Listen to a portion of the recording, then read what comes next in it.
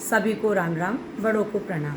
श्रीमद् भागवत महापुराण प्रथम स्कंद का प्रथम अध्याय का पाठ लेकर के आई।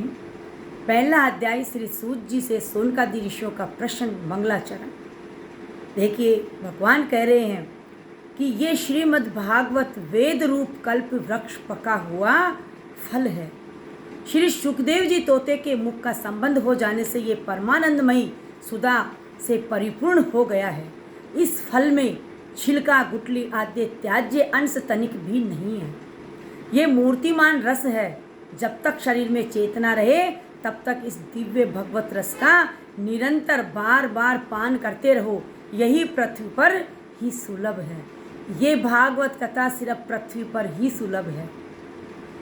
एक बार भगवान विष्णु एवं देवताओं परम पुण्यमय क्षेत्र नैमिषारण्य में सोनकादि ऋषियों ने भगवत प्राप्ति की इच्छा से सहस्त्र वर्षों में पूरे होने वाले एक महान यज्ञ का अनुष्ठान किया।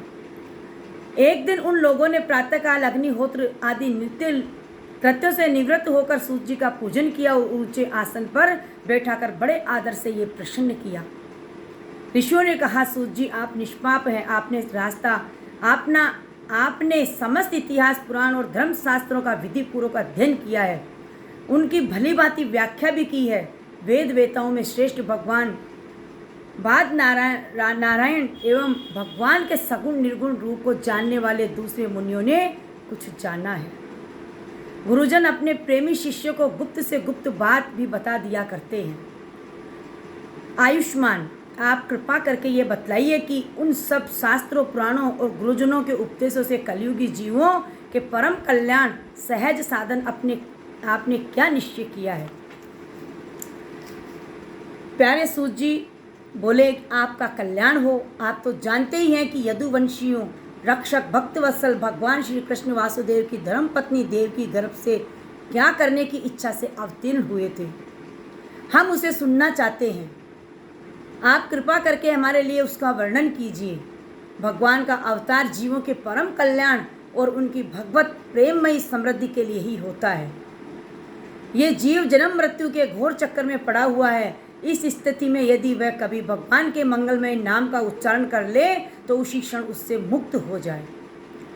सूत जी परम विरक्त, परम शांत मुनिजन भगवान श्री चरणों की शरण में रहते हैं, जिनकी लीलाओं का गान करते रहते हैं। उन भगवान का कलिमल हारी, पवित्र, यश बला, आत्मशुद्धि की इच्छा वाला ऐसा कौन मनुष्य होगा जो श्रवण न करे। बुद्धिमान सूत जी सर्वसमर्थ प्रभु अपनी योग माया से स्वच्छंद लीला करते हैं। आप उन श्री हरि की मंगलमय अवतार कथाओं का वर्णन कीजिए। पुण्य कीर्ति भगवान की लीला सुनने से हमें कभी भी तृप्ति नहीं हो सकती, क्योंकि रसज्ञ श्रोताओं को पद पद पर भगवान की लीलाओं में नए नए रस का अनुभव होता है।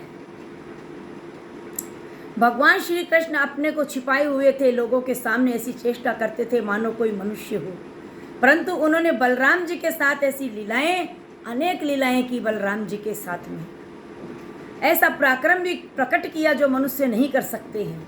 कलयुग को आया जानकर इस वैष्णव क्षेत्र में हम दीर्घकालीन सत्र का संकल्प करके बैठे। श्री हरि की कथा सुनने के लिए हमें आकाश प्राप्त है। ये कलयुग अंतकरण की पवित्रता और शक्ति का नाश करने वाला है। इससे पार पाना बहुत कठिन है। जैसे समुद्र से पार जाने वालों को कर्णधार मिल जाए, उसी प्रकार इससे पार पाने की इच्छा रखने वाले हम लोगों से ब्रह्मा ने आपको मिलाया है। धर्म रक्षक, ब्राह्मण भक्त, योगेश्वर भगवान श्री कृष्ण के अपने धाम में पधार जाने पर धर्म ने अब किसकी शरण ली है, ये बताइए। अब आगे ये दूसरे अध्याय में बताया जाएगा। ये पहला अध्याय भागवत कथा स्कंद पुराण का था। धन्यवाद। जय श्री कृष्ण।